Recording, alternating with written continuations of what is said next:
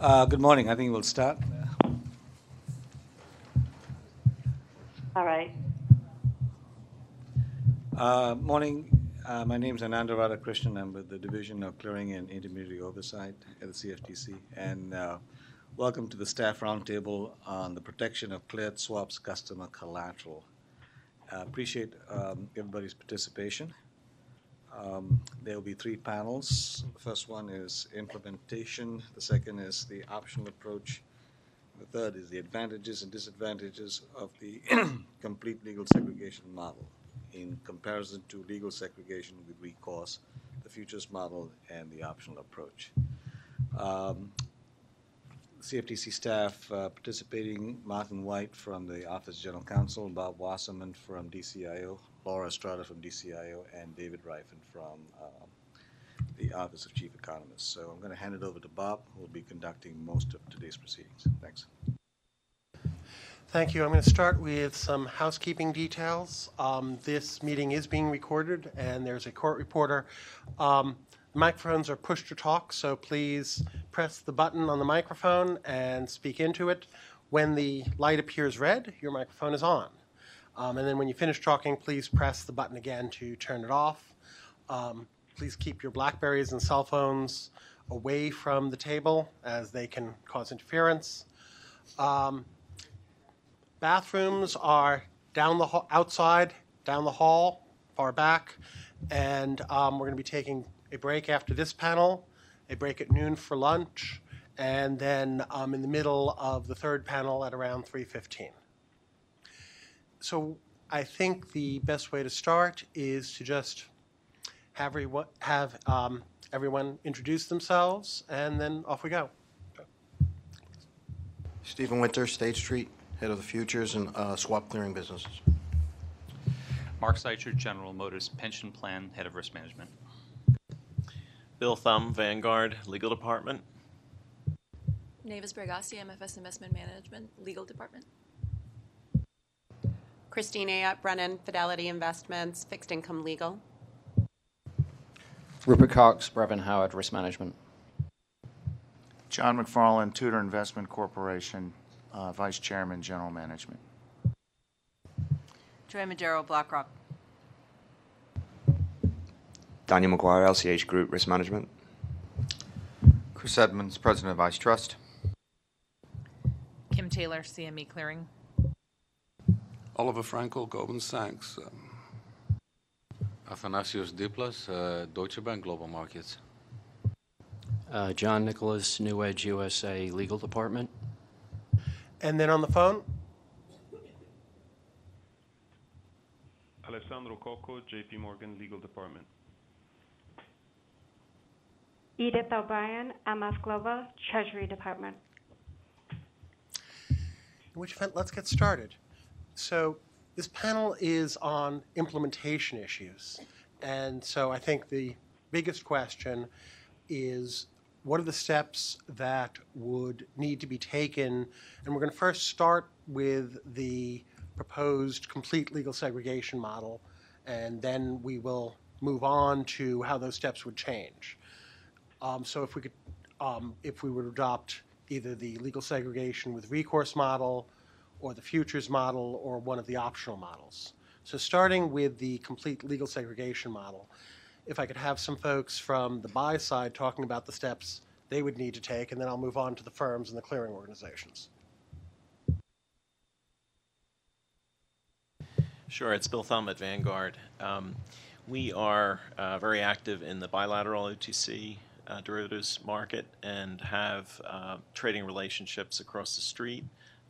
We have collateral arrangements on a fully collateralized basis, and we are talking to several FCMs at present to evaluate them serving as our FCMs for cleared derivatives. We have been engaged with them in terms of understanding their infrastructure, their strengths in terms of assessing the credit risks presented by clients, and as well having them evaluate our portfolios to understand what is clearable by which clearinghouse, and assessing the margin levels that each clearinghouse would present We have very active relationships already where the dealers and the FCMs are very familiar with our funds. We have already exchanged all the money laundering information. That's all accomplished. So at this point, we're moving through developing the relationship. From there, we have to engage in the dialogue on the documentation, which involves the upgrading our futures agreement to address cleared derivatives, signing up the addendum to the futures agreement, and then entering into the execution agreements with the different executing brokers. So we see that playing out over possibly a year to 2 years, engaging with our investors and clients to explain to them the implications of the new cleared swaps world, having upgrades to disclosure in the fund documentation, having the investment management agreements upgraded to address cleared derivatives. And obviously, the issue presented by the protection for margin for cleared derivatives raises a number of issues, and depending on how the Commission comes out on this, and we support the full legal segregation model, or the LSOC model as it's otherwise known, we will have to explain to the clients how their margin will be treated, if it's going to be treated differently in the cleared world than it is in the uncleared world. In the uncleared world, as I said, we have the CSAs, we have bilateral collateral arrangements, and we have custodians set up where the margin that we post and the margin that we receive is held by custodians.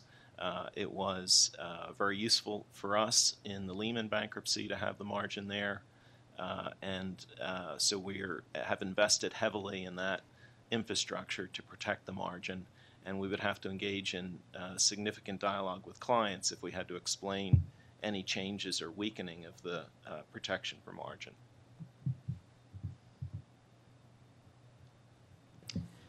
Christine A. Brennan from Fidelity. We are doing the same process as Vanguard is going through now, talking to FCMs, talking to clearinghouses, and getting onboarded.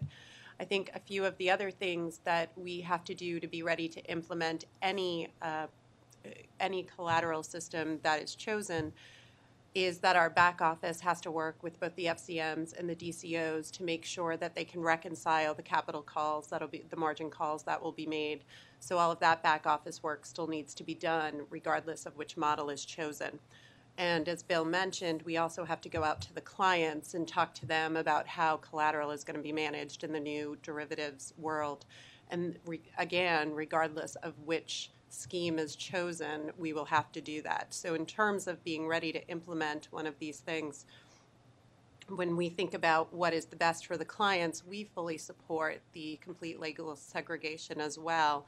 And when we look at that, we think it's, one, the best protection for the client, and two, it will not take any longer to implement than the other choices, because we will have to do the back office work and go to the clients regardless of which is chosen. Mark Seicher from GM Pension. I'd echo the sentiments and some of the work that both William and Christine's organizations are doing regarding complete legal segregation. I would also add two other elements that I think would be very important in our implementation process. The first of which is to make a thorough assessment of investment risk. As the proposed rule has detailed, we recognize that though the fellow customer risk perhaps has either been eliminated or at least greatly mitigated by complete legal segregation, we still maintain a degree of investment risk as our collateral is then transformed or otherwise invested by the FCM. Furthermore, and perhaps even more importantly, the ultimate effectiveness of complete legal seg in a bankruptcy or double default situation would really rely on the completeness and accuracy of the records that are being held by the FCM to figure out what we're actually holding and therefore what we are supposed to receive back. I think our significant practical concern with the proposal, or at least the way things are done today, is that in essence we would be reliant upon what is going to be a defunct or bankrupt entity, or certainly in serious trouble entity, to in fact maintain those records. I'm sure we all have vivid memories of watching on television as the rather unfortunate Lehman Brothers employees were filing out of the building, tearfully carrying their boxes out, and for us to depend upon those records for, in a situation like that, ultimately to retrieve the value of our capital, our initial margin posted, would be of grave concern. Our strong recommendation, if complete legal segregation were mandated, would be that the records would in fact be, of our collateral, would in fact be independent, would be verifiable and available to us, and as well would stand up to an audit. That is, that they would have to be created and shadowed by someone who's independent of the process. That is not simply the DCF or the FCM or the DCO. And I would note we do have in the futures model that we currently have self-regulatory organization audits, and we of course supervise the self-regulatory organizations. And of course in Lehman there were quite a few problems outside of the futures portion of the operation, but actually the futures portion of the operation went across to Barclays fairly seamlessly. So, but anyway, Nevis, you had... I think I was just going to echo what Christine and Bill said before, that the complete legal segregation model will not add any extra time or cost to us when we put swaps into the cleared world.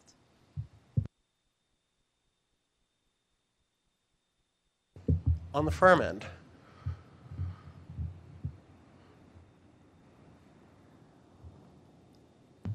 I think from the dealer side, obviously, what has already been expressed in terms of what is required to be done is similar, because we have to do the reverse of what the clients basically expect. So the documentation work is definitely there.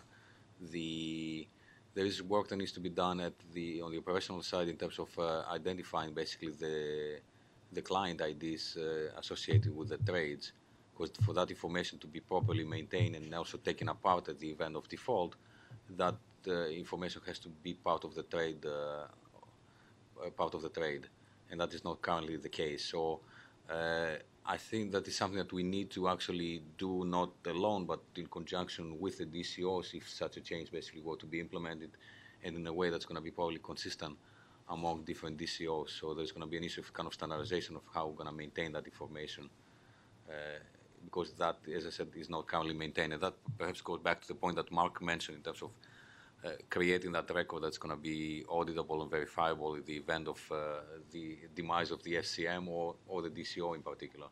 So from that perspective, I think that there is a fair amount of work that needs to be done on the IT side, and it's not clear that right now all DCOs are equally ready to do so. Some people have already chosen that model, some would have not, so those that have not probably will have to do some of that work.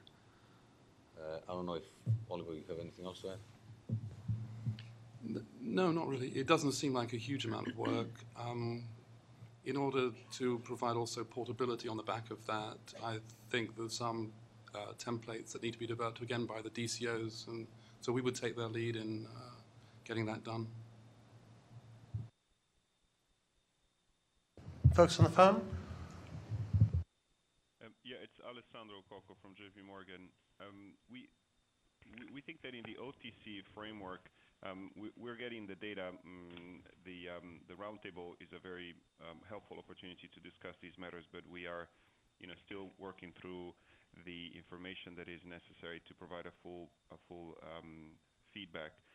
The situation in the OTC framework is that for some clients we do provide the collateral held at a third-party custodian, but that is not, as far as I'm aware, the majority. What happens for the majority of clients? So we absolutely hear the need for providing clients with certainty with respect to their collateral. So we're absolutely willing to work together with them and with the Commission. But we think that there are some costs that we will have to face in terms of opening up a large number of accounts for implementing the complete segregation model. But of course, if that is the way that the developments go, we will do our best to comply in the time frame allotted. I think that as a broker, I think there should be an acknowledgement that moving to a complete legal segregation model would add another level of complexity to brokers, particularly joint broker-dealer FCMs that are already dealing with multiple segregation requirements, that this additional level of complexity will result in some increase in operational risk. I think that's just the nature of the game. I mean, more specifically, I can see potential changes to daily additional computations, perhaps additional monitoring, additional daily reconciliations, and perhaps changes in customer account documentation. So what would you see in terms of additional calculations? I mean, for instance, with respect to the relationship between you and your customers, I assume you know every day the positions and contracts of each customer and do risk calculations and the like? Yes, absolutely. But I think the point is you're adding another factor to consider. You're by moving away from the futures model, you're adding another consideration, another requirement that has to be followed. Bob, it's Alessandro. May I add one point? Please. One of the considerations that we've been focusing on when evaluating the four models has been the fact that based on the analysis we've conducted so far, there is a very significant difference for us between establishing the full segregation and the model that we commonly refer to as LSOC, the legal segregation operationally commingled. And the difference is that the operational commingling aspect really from a practical point of view makes a very significant difference. And that's the difference between creating a single individual bank account per currency, per legal entity fund, versus having one omnibus account where which would not require, for instance, in the case of a transfer of positions for porting, would not require the creation of several new accounts, possibly running in the thousands or hundreds of thousands of accounts. Of course, one way to deal with that would be for clients to set up two clearing members and hoping that they don't both experience difficulties at the same time so that they can transfer from one set of very many accounts to the other set of very many accounts in the case of full legal segregation. But I think that it is a fact that we have come across that the full legal segregation would result in a very significant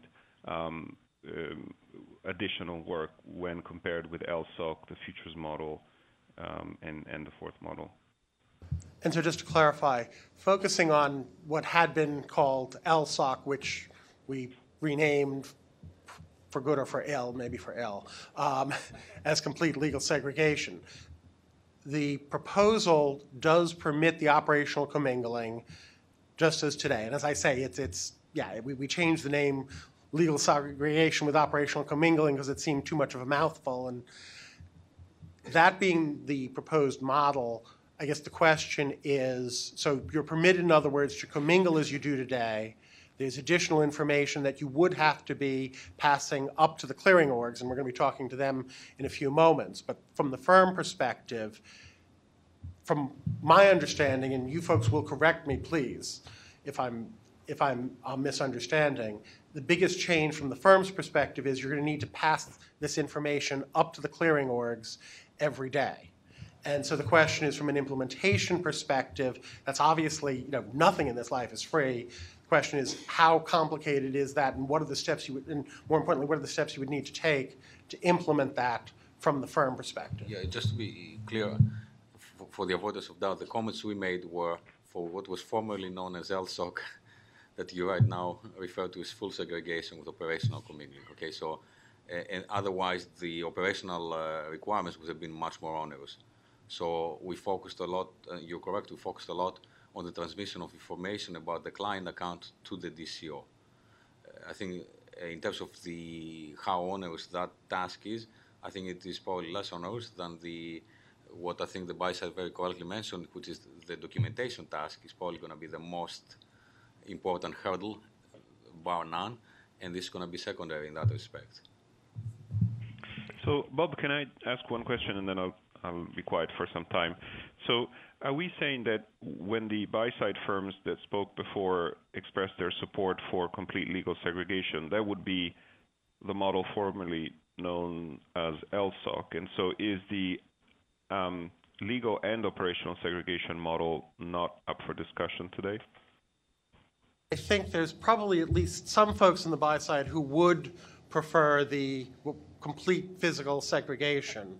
But I think the proposal that we're discussing and focusing on today starts, from the far end, if you will, with the complete legal segregation, and then after we hear from our colleagues, the DCOs, with respect to that, we'll talk about some of the other models, but they move, I think it's fair to say, in the opposite direction. That is to say, less protective and moving down towards the futures model. Thank you. Okay. It's probably the easiest way to do it would be for the DCOs to keep a client ID on all trade records, and then the FCMs would only have to report daily or the mapping from client to client ID and any associated credit multipliers or other information that would necessary. That would be it. Which is a great segue to talking to our colleagues from the DCOs. Okay. I think Edith wanted to talk. Yeah, Edith? Thank you, Jim. I think that member firms are actively trying to prepare for the final regulations that are released, Bob. I do think the challenges that we're encumbersome of some undefined or specified sections. So, for example, omnibus. I think that we continue to struggle with how we're going to handle omnibus accounts under this new proposed structure. Specifically, how do we have the data? How do we get to the data of the underlying client? This is something we currently rely upon our omnibus affiliate that's a foreign broker to maintain and handle. This isn't something that's readily transparent to U.S. FCMs. I do think that is a major undefined, unclarified item. I also think that there is the issue of portfolio and cross-margining. Is this something we can do? What will we have to do to prepare to implement this under the new structure? And additionally, based on the outcome of those two, the amount of IT work that may need to be done in order to satisfy these requirements. Information is going to be obviously the critical component. How we communicate this to the DCOs. Let me take a moment to speak to that. One observation I should make. So this is, I know a lot of you have seen the proposal on the website. It's 190 TypeScript pages. I regret to say that our colleagues at the Federal Register have not yet gotten this published. I understand they were about to, and then they're building lost power. In any event, to the extent, and I'm certain there's at least some areas which are ambiguous or and unintentionally so, certainly we very much welcome comments that would help us essentially clarify ambiguous points and do so in a way which makes implementation of whichever of these models is ultimately implemented done in a manner that is as efficient and painless as possible. With respect to the foreign broker point, I would note that these regulations speak to FCMs and DCOs. And so to the extent you have swaps coming through what we would, in the futures context, consider from foreign customers. And I'm not going to start talking extraterritoriality today because that is an entirely different topic. But however that ends up getting resolved, if you're having things come from foreign customers through foreign brokers, the foreign brokers are not subject to this. They're not FCMs, and thus they would not be obligated to pass information up on individual customers, and thus the foreign broker omnibus, we would not be imposing a requirement that there be individual protection. Now, if the foreign brokers, of course, would be regulated in their own jurisdictions, and so there is, I know, and my understanding is in terms of AMIR and in terms of a number of the things coming in other jurisdictions, there may well be similar requirements, perhaps even more stringent requirements, where I can't really speak to those here because, again, that's imposed by colleagues in foreign jurisdictions. But from our perspective, we're not requiring anything of the foreign brokers, of course, beyond the usual large trader things, which, again, are not topics here. And in terms of portfolio margining, it seems to me that if you have essentially other things brought into swaps, then they would be into that swaps account, they would be treated similarly. And so you would have, of course, the portfolio margining, and then the collateral would be treated the same way. And indeed, of course, arguably that provides some advantages in terms of seeking, say, 4D orders and the like. But in any event, let me turn over to my colleagues at the DCOs. Kim? Okay, thanks, Bob, for having us today. I guess I would start out by confirming a lot of what some of the other panelists have said about the ease of implementation of the LSAC model. It's okay if I call it that, the LSAC model. So I think there will need to be changes to reporting requirements that we'll need to work out so that the FCMs can report to the DCOs the status of the accounts.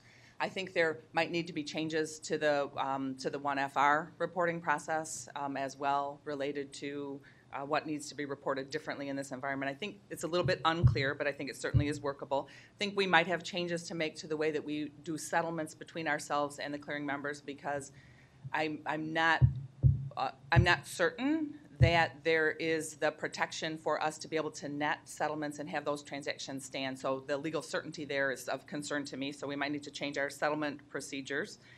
And I think we need to review our audit processes, possibly that affects the staffing, and possibly we even need to evaluate a cost pass-through model to the industry if the costs of auditing for this type of activity skyrocket. Right now, those are costs that we just bear as a benefit to the industry. As Edith mentioned, I think there are things that need to be clarified around things like the omnibus accounts and some other items around the edges. But I think the overall summary there is that I congratulate the CFTC on coming up with a model with LSAC that is relatively easy to implement and seems that it would work pretty effectively on the average day. I think that it does not work effectively on the day when we really need it. So the main thing that I think that we'll be looking at and worried about implementing when we're looking at the LSAC model is, I'll be at home going through all of my cookbooks looking for the recipe that shows me how to unscramble eggs, because that is going to be the position that we're going to be in a situation where we need to actually port the customer's positions. And I'm very, very supportive of the customer's desire to have their positions be portable. And the gentleman from the GM Pension Fund mentioned some of the concerns about the maintenance of the records in the bankrupt entity and their ability to operate effectively in an environment like that. I think there are also big questions about what it means for a client to default, because The clearinghouse generally settles on a net basis across all of the obligations. Some of the clients are making money, some of the clients are losing money on any given day, and the clearinghouse settles with the FCM on a net basis for a net amount. If we settle for that net amount, then there is no protection there's protection for the clearinghouse and having certainty around that payment perhaps, but there's no protection for the customers that were making money because they were netted off against the losses of the customers who were losing money. So that leads me to think, okay, the better thing to do would be to separate out our settlement process so that we first make an aggregate call to the clearing member for all of the money of all the customers that owe, and once we have certainty that we have received that money, then we make a settlement transaction for paying all the customers who are making money. And I think that can work on a day in and day out basis. Where it becomes, I think, a little bit complicated even there is on the day when the clearing member defaults because of the activity of a customer that is shielded from the settlement bank's ability to know, and it's shielded from our ability to know yet. We don't know that anybody's defaulted yet, right? We send a transaction to the settlement bank. They're going to say yes or no to the entire transaction. Does that mean that all of the customers who happen to be on the same side of the market as the customer who caused the default have actually defaulted to the clearinghouse? I certainly think you can read it that way, and therefore all of the customers, it will end up being a coincidence whether or not any particular customer actually gets the benefit of the LSOC model, because once a customer has defaulted to the clearinghouse, then they no longer have the protection of not having their assets be used. And then there is the complex, if I followed the chain right in the release, there's a complex web of going back to the first FCM and seeing if there's more money in the defaulting customer's account to be passed through the clearinghouse, and then if he's not the original, if it's in an omnibus account or there's a non-clearing FCM involved, he goes back down the chain to see if that guy has money that he can send through. He goes back down the chain to the foreign customer, and it says that you have to wait for an entire day before you know anything. So the problems that I have with the model are nothing to do with the ability to operationally implement it. I think that the concerns that I have are that it is unclear that it will effectively work and provide you with the protection that you want at the time when you need it. So the unscrambling eggs problem is my biggest problem. Kim, I understand what you're saying, but the risk management rules for DCOs going forward, right, are going to require that you receive gross margin from each customer.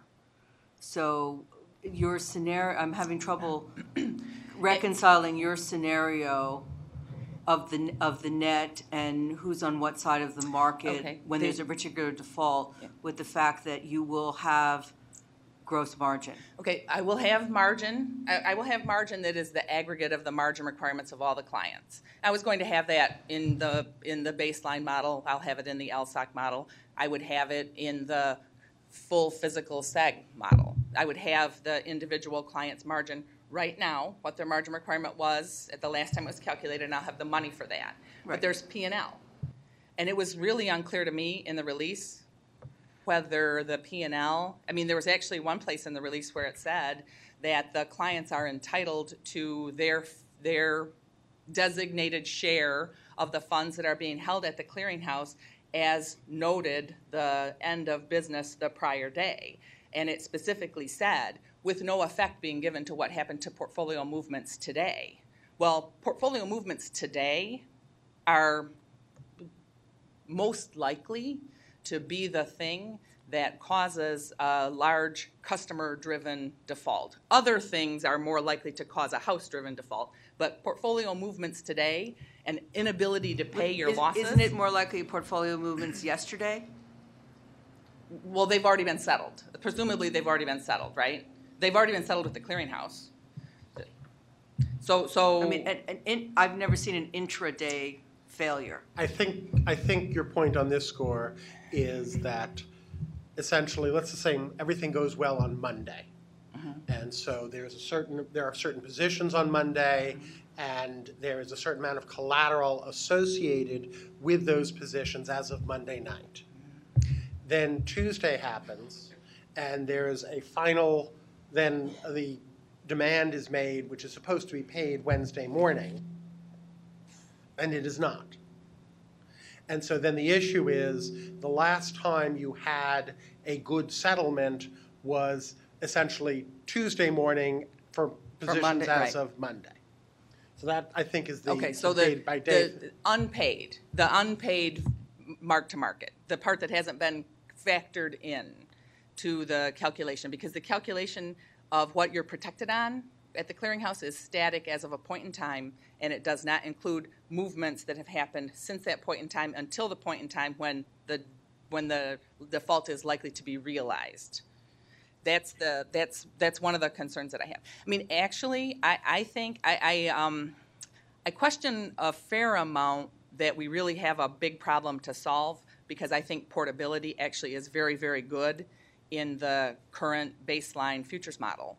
I have the ability to port the positions of non-defaulting firms at the current settlement prices as soon as they can find a place to go, or as soon as I can find a place to send them. The money can't go right away. That is true. So the portability of your positions is immediate and better in the baseline futures model than it would be with LSOC, or certainly with LSOC with recourse. The only thing that would be equal or potentially better, because maybe your money can come with it sooner, would be the full physical segregation, and I can't remember what we're calling that now. But the unscramble eggs models, I think, create heightened uncertainty at the time when I am desperately trying to provide you with the portability and the protection that you want. But it seems as if in reading these regs, I can't even act to take action until the close of the business on that day. And if we presume the most likely time to get defaulted on is 7:30 in the morning, that's a long time that there's nothing I can do, because I have to wait for people to reach out to the FCMs in the chain and see if there's any money to be passed up. And I have to trust that that money is not actually sitting at the FCMs, who actually could be compelled by the CFTC's regs to pass it up the chain. That money is actually sitting in banks or custodians somewhere who know that the clearing member, or that there's been a default, and as soon as there's a situation where the customer's name, the defaulting customer's name, is attached to some of that, I don't know that I feel comfortable that that'll get passed on That's through. the issue in the futures models today, right? Does the custodian bank understand what its obligations are, and do they perform? That's no change. Well, I actually think it's worse, because I don't think I can do anything until I know which customers have defaulted. I don't think I can do anything to move the positions. So I think I have to wait longer. That's my concern. My concern is that I don't know that there's legal certainty. I think it will be hard to unscramble eggs. I'm very sympathetic to the issues that the gentleman from the GM But raised about that. portability in the futures model without the cash coming with it isn't terribly satisfactory either. And if that's the issue, then I really think that what we need to do is, ultimately, we have to have a model that works. It has to work for you. It has to work for the clearinghouses. It has to work for the FCMs. I think we ended up at LSOC because there were lots of costs associated with providing for everyone a physically segregated account.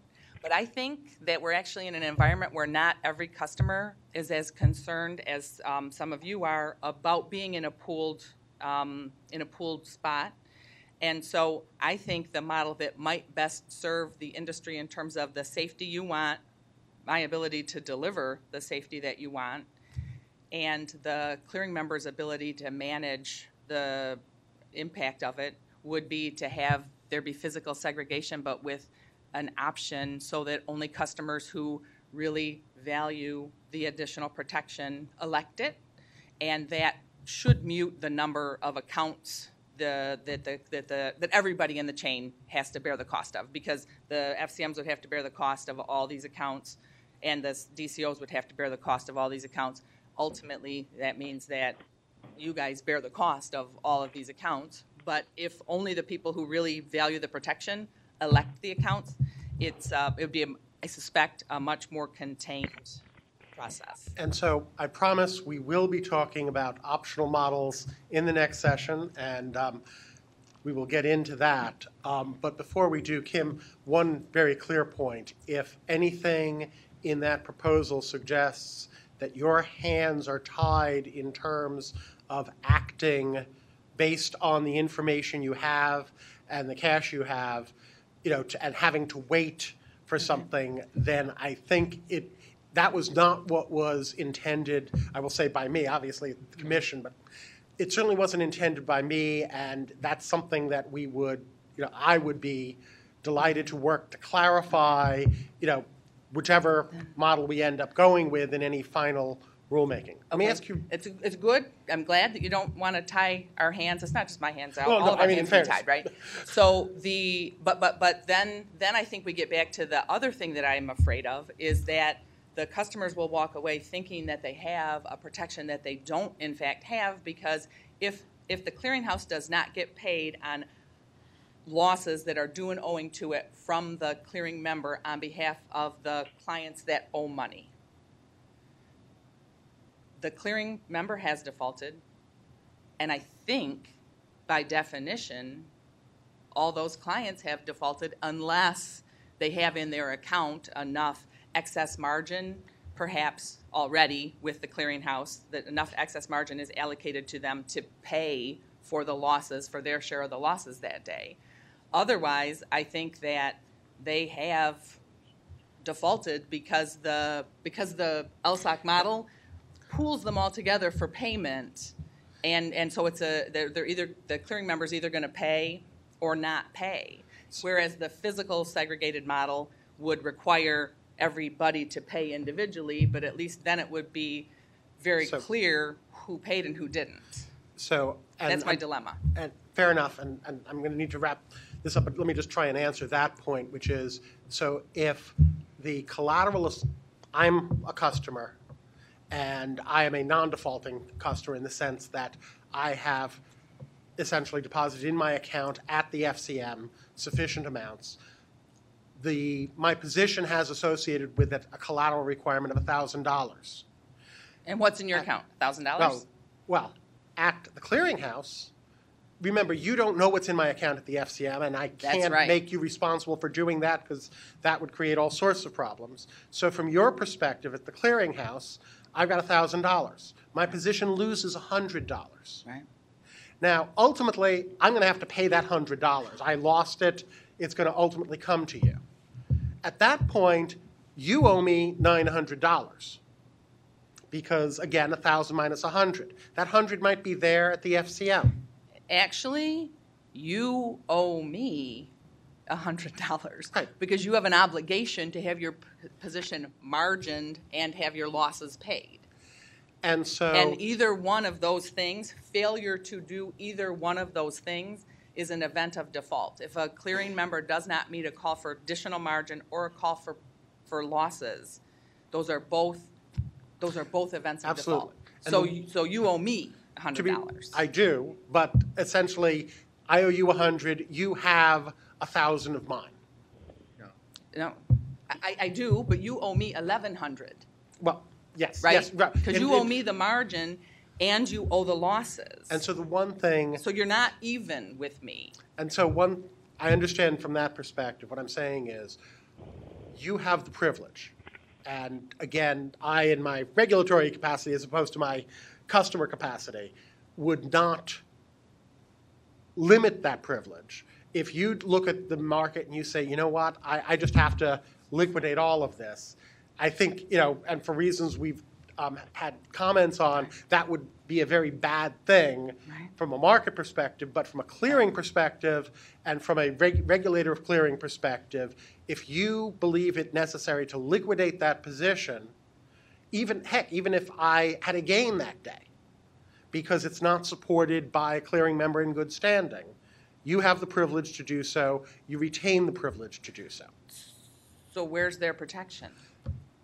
The protection, and again, that would be true in physical segregation, right? If we had everything physically separated, you have to have the privilege, until it transfers, until the transfer is accomplished, you're on the hook. The normal theory of clearing is every position is backed by a clearing member in good standing. My clearing member is not in good standing. And so you could liquidate those positions if necessary. If you liquidate this position, again, we would, the ideal would be to allow for some remargining at some point, which if, again, your hands are not tied, if you believe it is appropriate to do so, and given what the market conditions are and the information you can get and the money you can get, you may choose to take that. Or you might liquidate the position, in which event, again, assuming no further market change, you have 1,000, there was a loss of 100, that 900 would then come back to the trustee, and that essentially, in other words, I am not suffering the fellow customer loss. I may well suffer a loss from liquidation. But that, again, is inherent, and that's true across any model. So, but let's continue this. I do want to, okay. Thanks, Bob. I think, just try and summarize this, what we're referring to there is losses incurred due to variation margin, P&L, as Kim rightly points out, but that is in play in all of the models that we have today. That's the same as gross omni or LSOC. That's not an LSOC specific thing. When we started talking about collateral protection, this was about protecting the customer's deposit, their initial margin in the first instance, and their risk position so that we could lift it and move it to somewhere else, port it. All that variation margin stuff exists today in the existing market practice. So going back to the original question about what we'd have to do to implement this. First of all, from our standpoint, I think you've made it pretty clear in all the proposed rules, all clients have to be margined on a gross basis. Number two, DCOs and FCMs must keep records of client positions at the lowest level, at the client ID level. That's in the rules. That's not an LSOC specific thing, that's a DCO risk requirements specific item. So from our standpoint as risk managers, we have to be able to see all the way through to the end client. So we have to be able to see the client ID, to Thanasis' point. We have to be able to see through that because at some point, as a CCP, we could face the risk that the FCM's gone, the client's gone, we have that risk, therefore we have to go close it out. So every single day, as the rules are proposed, we need to be able to calculate the variation margin, the initial margin, the risk for closeout and default at the lowest level, at the client ID level. So that's what we're doing. So that's just the cost of clearing. That setup has to be done. That's not a LSOC thing. That's not a gross omnibus thing. That's prescribed rules for the DCOs. That's what we have to do. And quite frankly, as a DCO, that's what we have to do to be able to see our risk and be able to close it out in a Lehman-type event. I think on top of this, to answer, so maybe go to some of the concerns of the buy side around this, we will see your position in terms of risk, and we'll also, what LSOC says, or I forget the new name, what LSOC says is we will take your position if you port, and we'll be able to give you the value of your position. So the initial margin at the point of default, we will be able to split each of the collateral amounts, the omnibus about, and split it into equal chunks relative to the margin you had at the point of default. So that's the collateral value, and we'll be able to lift and identify that and port you. So this, I'm sorry to disagree with Kim on this, but I actually see this as we've unscrambled the eggs at the beginning, so we can see this at the very start. So we don't have scrambled eggs, we have segregation, so we can see what the risk is and what the value of the collateral is. It's very different to full seg, where we can see the piece of paper, but we can see the value of the collateral. So that's why I think this is subtly different. So from an implementation standpoint, I think if the DCOs are obliged to calculate the risk at that level and have records at that level, and therefore need the client ID at that level, they have to do this kind of infrastructure anyway. That's just a cost of clearing. It's not a cost of LSOC. But that doesn't solve the problem of knowing. Absolutely, we will know what the margin was in the account, what the risk was in the account, what the positions were in the account. What I'm concerned about is that when there are losses, we will be settling those losses at an aggregate basis by the clearing member. Therefore, if the clearing member fails to pay its losses, I think the read is that every client who lost money that day failed to pay their losses and therefore is in default under the definition of default. And so perhaps we can take the money that they owed in their default and take it out of the margin that we have, and if they very quickly move their money somewhere else, they can move it short. But I think there's also another complication that we didn't talk about the fact that the other thing about unscrambling the eggs is that for operational purposes, the clearing members are allowed to put up whatever collateral they want as kind of a pool, but we have to allocate value from the collateral to the individual clients in order to realize that value. And because the clients share in what is characterized as the investment risk, and in the risk of the haircuts not being sufficient, the liquidation of the collateral has to happen across everything, I think, in order to be able to move the funds with people, because you won't know what the pro rata share of the liquidation losses on the collateral are unless you liquidate the collateral. And key point on that, in a bankruptcy, what you're entitled to is value. I mean, essentially, there is going to be, in an insolvency, there is going to be liquidation. We have, of course, and you folks impose, as do we, I think, fairly good haircuts, but there is in the rule something which basically says in the event the haircut is insufficient, yes, those investment losses would be essentially allocated among the customers. So I did want to clarify those points. Is that for non-porting customers? Or all? Essentially, what you're so what you owe the customers is the collateral that's required as of the day before, for the positions as of the day before, to the customers whose information you will have gotten as of the day before. In the event that, so let's assume that totals, $100 million. Let us further assume that the defaulting customers' allocated collateral is $10 million, leaving 90. Let us further assume that you had all the collateral as of the day before, and that the haircut value was $101 million. But because it was 105, and then after haircuts 101, so it's more than the 100. You liquidate it, you only get 98. So we're not going to force you to allocate $100 million out of 98 million of collateral. That 2% you would be allocating among the collateral, so that essentially we're not imposing on the clearinghouse. Now, again, we're talking day over day, and so one would hope that this would be a non-event, but we did account for that possibility. Is that specific to LSOC, or is that generally collateral for cleared derivative transactions? We made it clear for LSOC, I think, to the extent, if under, say, it would work that way for LSOC, it would ultimately work the same way with recourse, and for the futures model, it just would net out in the wash, because that's all you'd be. It's the timing difference. So it applies to everything. It's the moment in time of when that happens and when the port. Okay, and Chris, I haven't. Okay, in which event, what we have, we may run a little bit over. I did want to talk about implementation timing, and so what we had mentioned in the release as at least a straw man was 6 months from finalization, from final rules being promulgated. What are people's views on doing that And would that differ depending upon the model?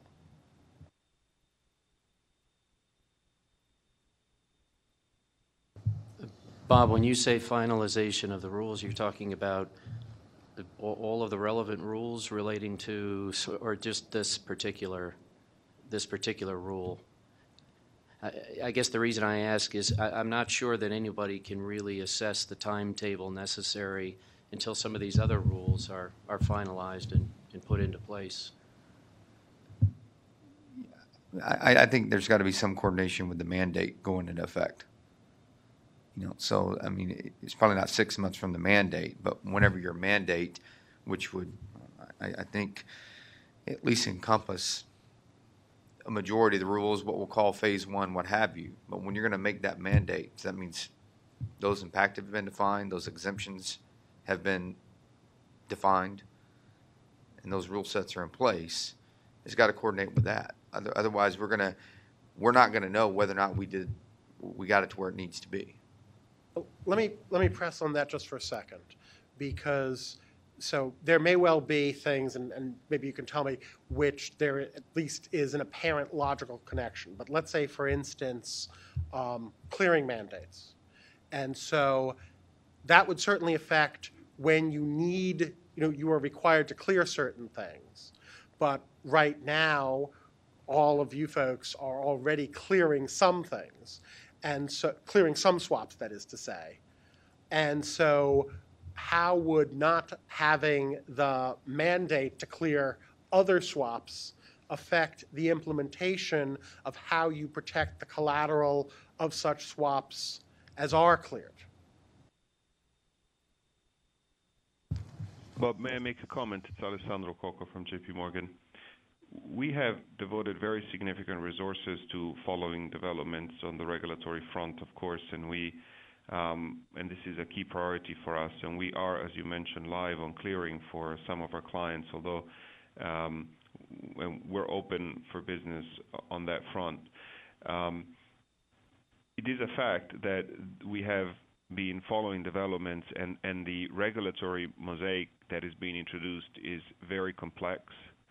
So we think it would be extremely helpful to have all of the rules published in their near final form, to have another comment period in addition to the one that's expiring today, open again, because the impact of a rule of great relevance like the one we're discussing now can only be assessed in conjunction with the other very complex rules that are being introduced. So we really do think that whilst we're in favor with the overall perspective that is being introduced by Dodd-Frank and the regulatory activity and that is implementing it, if what we want to achieve is greater stability, we do really need to have enough time to understand the interconnectedness between the various rules that are being introduced, and in practice, how are we going to comply with them.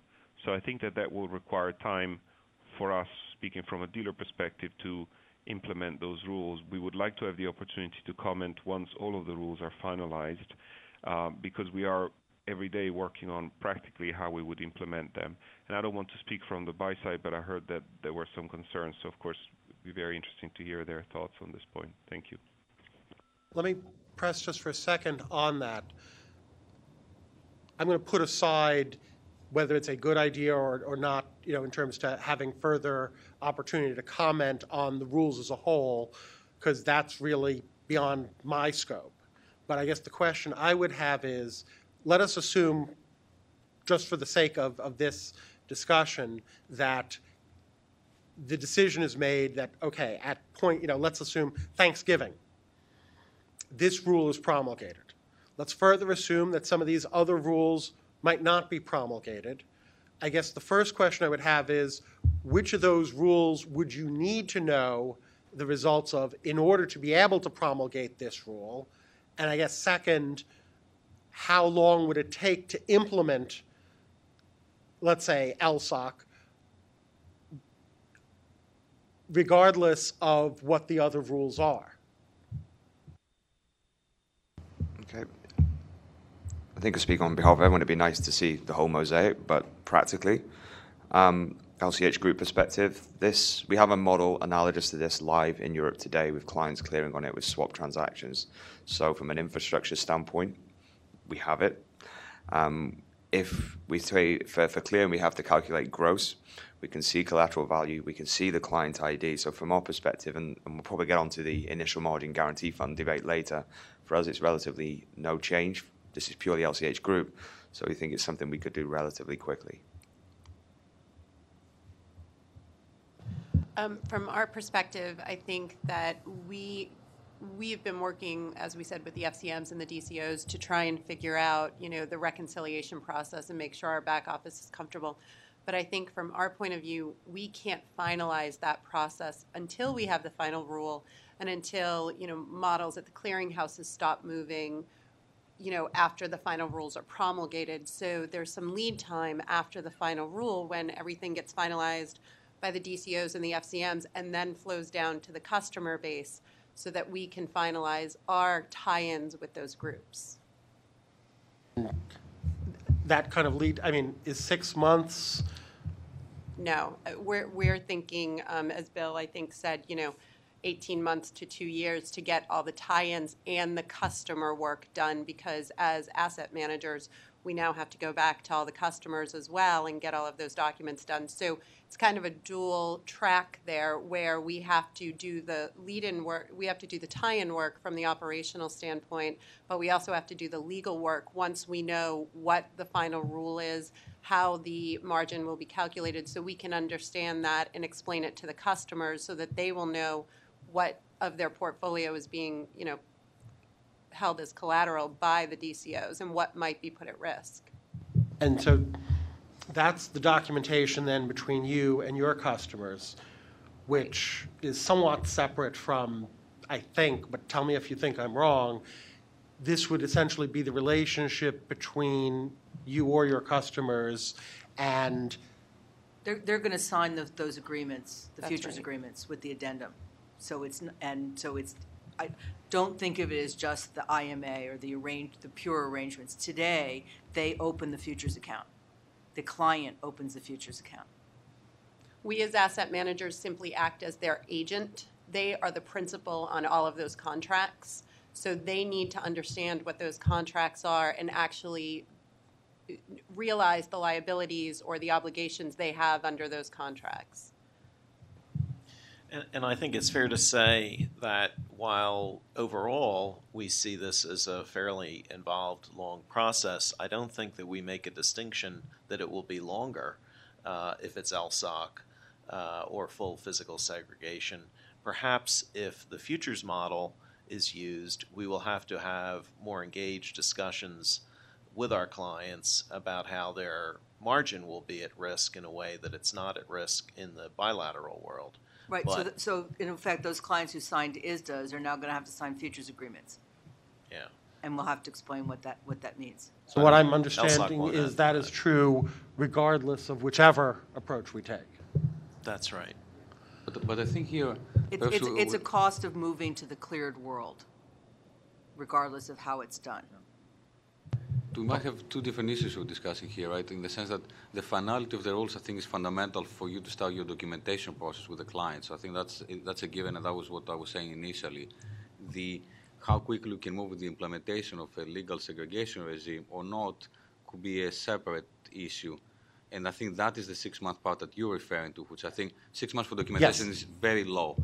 But for that kind of implementation, I don't have a final number, but it seems a little bit on the low side from the standpoint in terms of the work, the IT work that needs to take place between like FCMs and DCOs, the testing, etc., and also even the agreements that we might have to do in terms of consistency of how these reports should look and how the client ID should be done, etc., so that we don't have each DCO have a completely different methodology in that respect.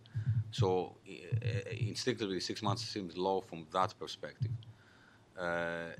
But what I'm hearing you say is it's 6 months may seem low, but not as low as compared. I think the real constraining factor, as I said in the beginning, is getting that final documentation with the clients. Even though some of the other work could be done earlier, at the end of the day, they will not show up to clear unless they have it signed on the dotted line. And that's going to take them most of the time. Right, but we also have IT work, right? So the 6 months for your IT work may be okay, but then on our side, once that IT work's done, we need to do our IT work to make sure it ties in with the FCMs and the DCOs and make sure that the calculations that come through, we can reconcile the margin calls on behalf of our clients. Because today, when we get a margin call from a broker, from our swap dealer, we don't simply pass on the money, we reconcile that margin call to make sure we agree. And so we will need to build in those new algorithms into our systems to make sure that we can reconcile those amounts as well. I'm not sure I understand that, simply because the amounts of margin may change, and we're going to be discussing those kinds of concepts this afternoon. But the nature of the margin that your clients would be paying may change when you move from the uncleared world to the cleared world, but the nature would not vary based on how in the cleared world it's going to be protected, unless one of you folks thinks I'm seeing heads nodding. So the nature of that margin won't change, the amount we'll discuss, and so your IT work would be to make clearing work, but not to make LSOC versus futures model versus, that those distinctions would not be affected. Right, but what I've heard being said is that if we use LSOC, then we may have additional costs that may be put into the margin. And what I'm saying is that depending on what the final rule is and which model is chosen and how margin will be calculated, then we will need to make sure our systems line up with how it is calculated so we can verify the amounts. And let me make sure I'm not getting this wrong here. The amount of collateral required might change. The amount of fees that are imposed might change. But the nature of the two, in other words, their margin is collateral, fees are fees. You may end up having more of either or both, but the nature of the two won't change. So I think that's why, at least from where I'm sitting, I'm not understanding how that would require changes on your end. Again, to make clear, to do clearing, absolutely, but to do clearing where the collateral is protected one way versus another, I don't see that would affect you from an IT perspective. No, I agree. It's to implement clearing. It's just that if we don't have the final rules and see everything together, then we can't do all that work. Absolutely. Bob, if I could just add a slightly different perspective. Tutor would not be subject to the or restricted by the long lead time that some of the other buy-side firms have mentioned. We would, in most cases, be able to participate as soon as the DCOs have made products available for clearing, and therefore we would ask that in implementation that whatever guidelines are established would be implement by as opposed to implement when, meaning that firms should be allowed to clear when they're ready, when their FCMs, their DCOs, and they are ready. And additionally, we would strongly recommend that implementation not be phased by institution type, but be phased by product type, so that buy-side participants and dealers could implement at the same time. If I can comment on that, I think in terms of the timing, I think it's very important to remember that there are also open client positions at the moment. So you need to be very careful in terms of when you will impose the mandate for the segregation regime to be in place. Otherwise, you could be in a situation that current open positions might have to be closed down if the DCOs are not ready. If you said, just to give an example, if you said tomorrow you have to implement LSOC, I'm exaggerating, obviously. We don't have that. Therefore, these open positions would have to close down. And that's something that we need to basically make sure we work with you very appropriately. We haven't done all the operational work. That's why I was avoiding giving you a time, whether it's 6 months or 9 months or a year. And we need to do a lot of that with the DCOs and with all the market participants and give you that information before we can impose that mandate, as I said, with respect to the open position. With respect to John's point in terms of, we do agree that in general we want to make services available to whatever clients can use them.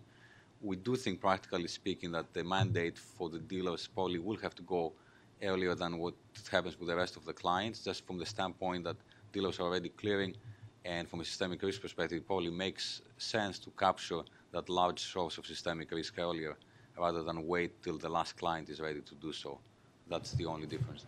Could you expand on that a little bit more? What's the rationale for sequencing dealers ahead of buy side? Well, from the standpoint of trying to capture, as I said, the largest systemic risk contributors, there is an urgency of getting the dealers, which actually probably, from an 80-20 perspective, are the largest systemic risk contributors. They're the ones that, when they go under, are going to put the system at stress the most. From our perspective, commercially speaking, we have the incentive to get our clients up and running as soon as possible, because that's what these are the services we're trying to sell.